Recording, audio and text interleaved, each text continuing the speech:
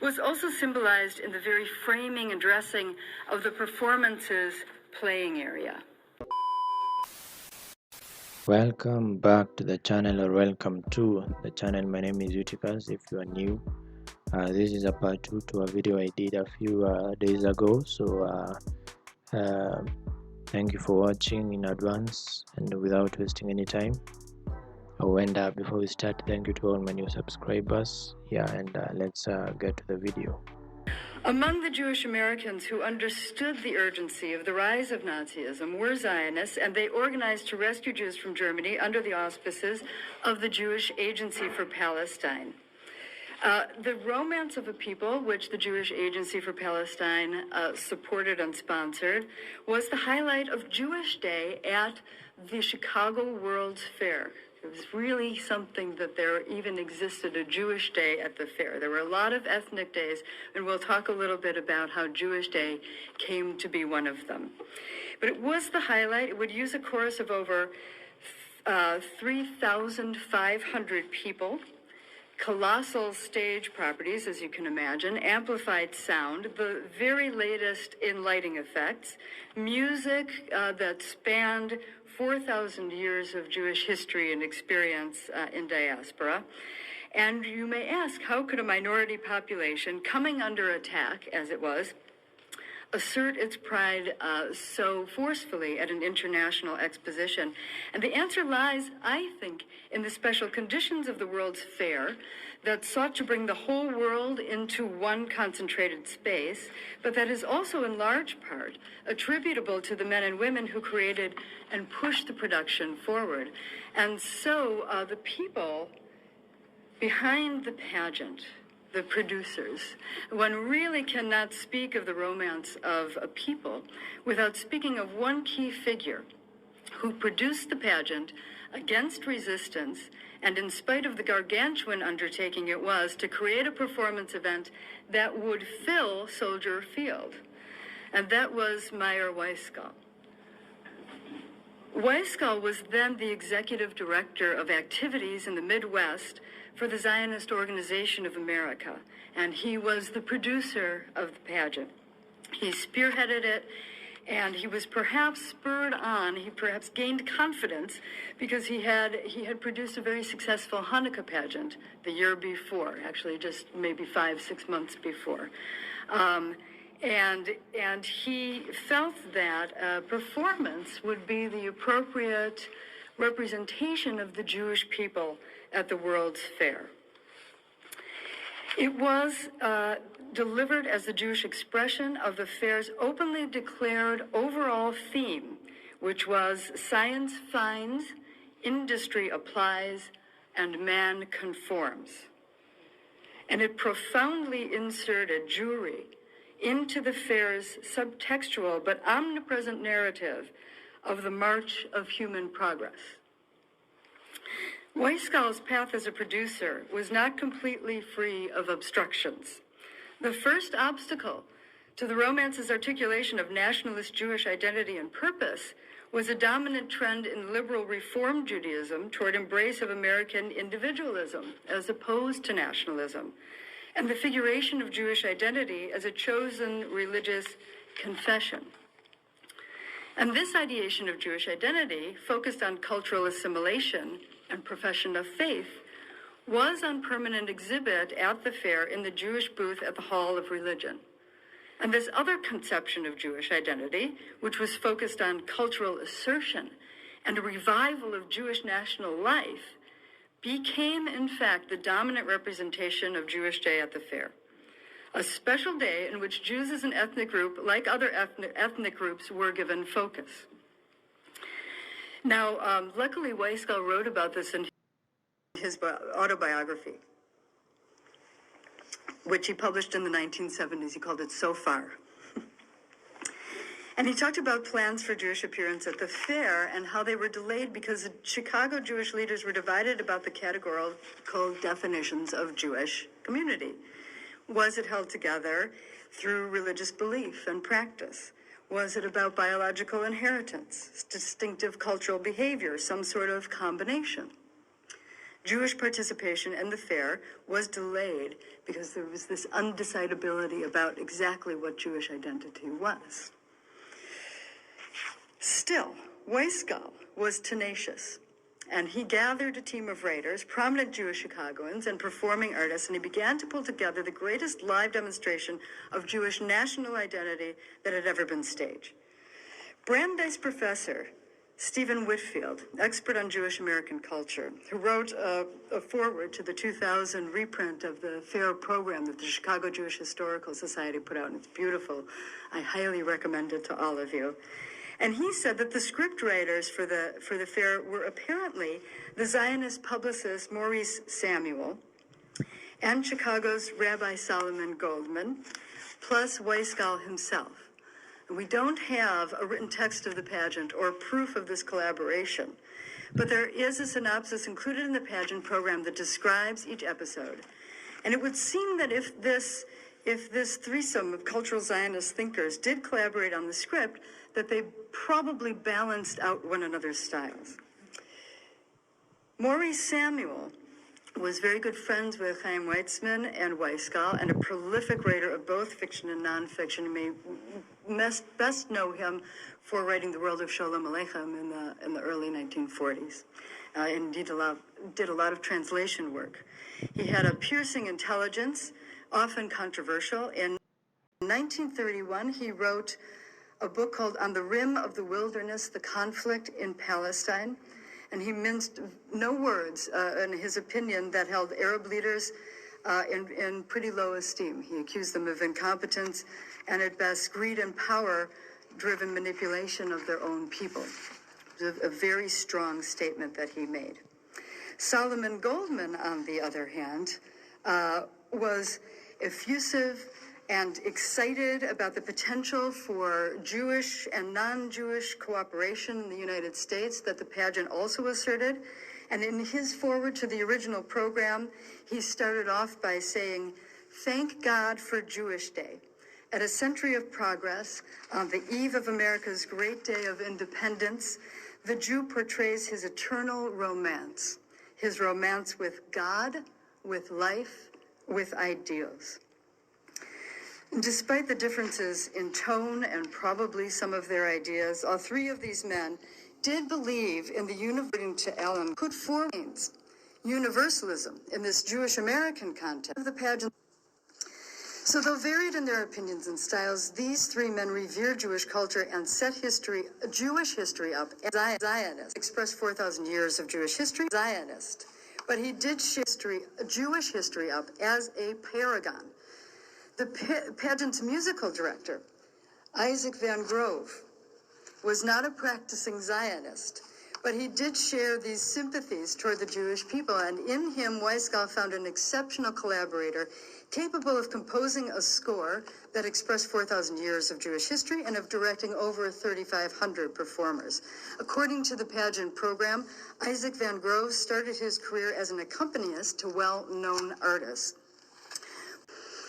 And the ideas and the aesthetics of the romance were indeed cohering. Weitzman was managing to gather Chicago Jews who were geographically spread out. He described insofar as having something for everybody. Zionists, non-Zionists, the religious, the nationalists, everybody. But Weitzman's practical mission was to resuscitate Zionism in Chicago and beyond, and to raise concrete religious, the nationalists, everybody. But Weitzman's practical mission was to resuscitate Zionism in Chicago and beyond, and to raise concrete support for Chaim Weitzman's mission to rescue German Jewish scientists and resettle them in Palestine. So as you may recall, there had been a schism in the Zionist organization in the United States when a group following Louis Brandeis' leadership split from supporters of Chaim Weitzman. Weitzman was in the Weitzman camp. In 1921, Weitzman was elected president of the World Zionist Organization. He visited the United States and, together with Albert Einstein, undertook a fundraising campaign to advance the Zionist cause. In 1925, together with Lord Balfour, Weitzman inaugurated the Hebrew University of Jerusalem on Mount Scopus in Jerusalem. And he said on that occasion, quote, "We must create a high culture based on Jewish morality and make it a center of human culture. And indeed, that really describes the thrust of the pageant's content as well. That putting forward the narrative, the story of Jewish evolution from the beginning of time, really as human evolution, right, up to the redemption in Palestine, was the story, par excellence, of human progress. So, placing great emphasis on integrating science and industry, Weitzman promoted the establishment of advanced enterprises such as the phosphates plant at the Dead Sea and the hydroelectric plant at Naharim. However, despite renewed growth, the Jewish settlement was afflicted by an economic crisis, and to overcome that crisis, Weitzman established the Jewish Agency in 1929. Though embattled in 1933, and he had by then resigned his post as president of the Zionist organization, Weitzman was still very much respected. And when Weiskell convinced him to come and speak before the pageant, his participation generated a great deal of interest among Jews in the United States that most likely would not have been generated. So it did help to build an audience. Walter Roth, to whom I am most indebted, relays the story of Weiskell's convincing Weitzman to be a part of the Jewish Day pageant in this way. Weiskell decided he needed a famous speaker to fill Soldier Field, with its seating capacity of nearly 100,000. Can you imagine? 100,000 seats to fill. I now live in Baraboo, Wisconsin. We have 12,000 people there. Everybody knows everybody. Can you imagine being in this group? Who was the most famous Zionist Jew? 100,000. That's a lot of people. That's a huge amount of people going for one event, and an event that I had never even heard of before. Yeah, very interesting. In 1933, and a brilliant orator at that, Chaim Weitzman, of course.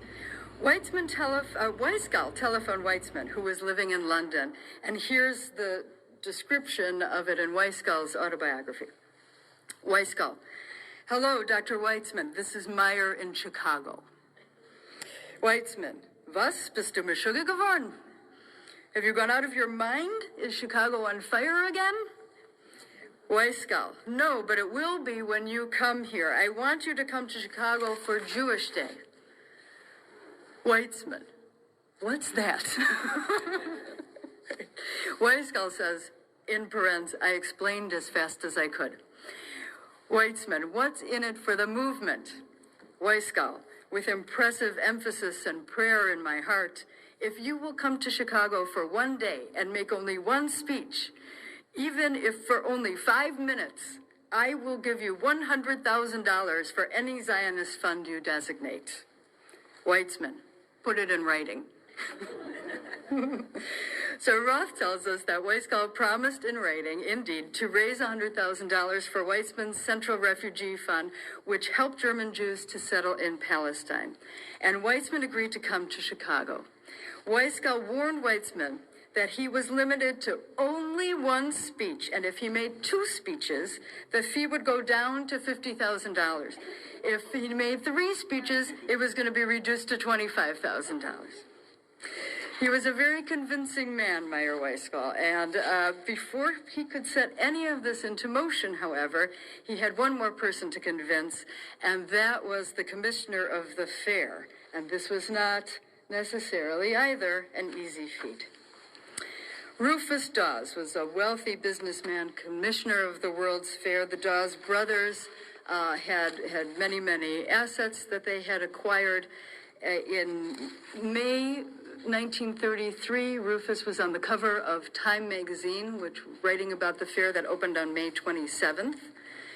And it mentions in the Time magazine article that when Rufus Dawes, as an American Jewish demonstration of collective will and historic destiny, the romance folded lofty American ideas into its premise for creating a new nation.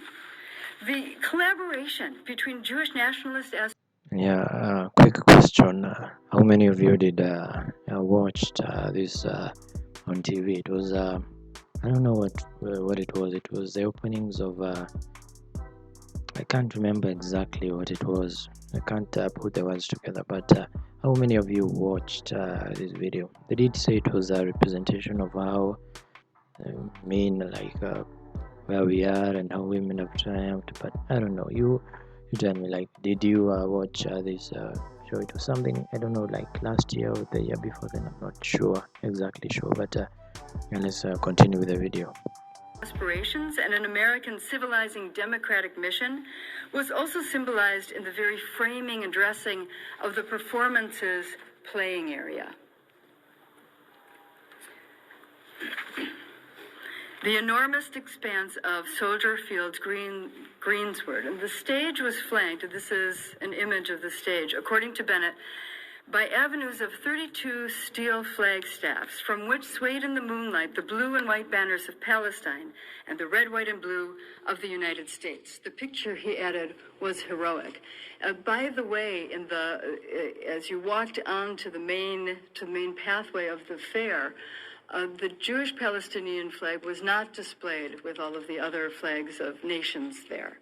It was, however, displayed in Soldier Field during the pageant on Jewish Day.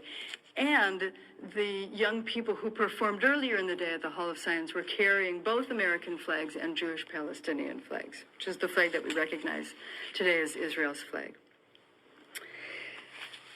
The pageant not only depicted history, of course, it also imagined the future, the redemption of the Jewish nation by its own hand through labor in Palestine. And here we see architect Samuel S. Oman's set design for the romance. This is a theatrical expression of the international style, white and geometric, a utopian tabula rasa. The Star of David illuminated atop the structure representing the temple in Jerusalem was a symbol of the eternal hope of the Jewish people, and at the same time, an impressive example of Western Electric's technical achievements. Now, a separate two-level platform, which you see in the first picture here, this was floating in the foreground of the playing space, meant to resemble an altar, and atop the altar, to begin the pageant, an oversized Torah scroll was unrolled when the pageant began, framing the entire pageant as a kind of quasi-religious service that was read from the parchment of this Torah. The idol Moloch, which you see in this other picture, and please excuse the reproduction of this from a Chicago Tribune article, this was one of the highlights of the pageant, and it's featured in one of the wonderful clips that we have here in the museum right behind us on these computers. I encourage you to take a look. You can see this scene in action.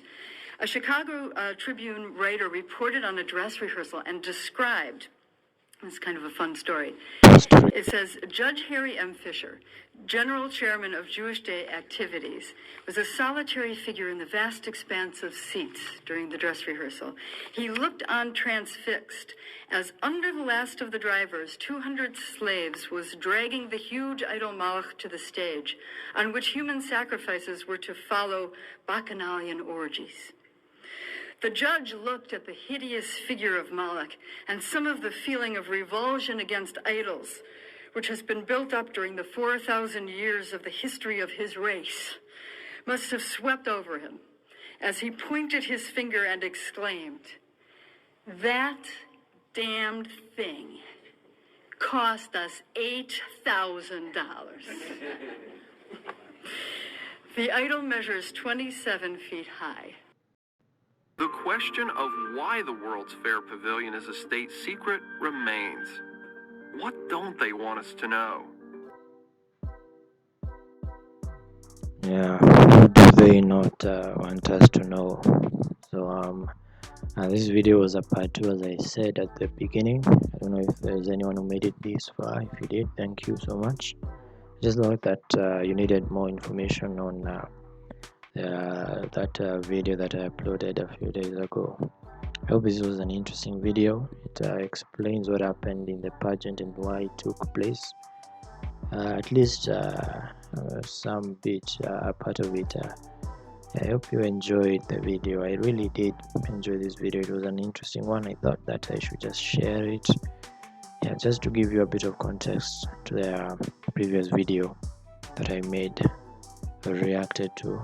Yeah, give me your thoughts. Did any one of you know of this pageant that happened way back in 1933, or have you never even heard of it till now? And again, I always say, go do your own research. Like, always do your own research and come up with your own conclusions.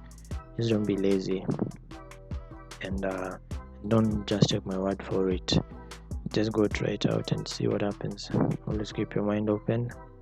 Yeah, and thank you for watching, and see you all amazing people in the next video.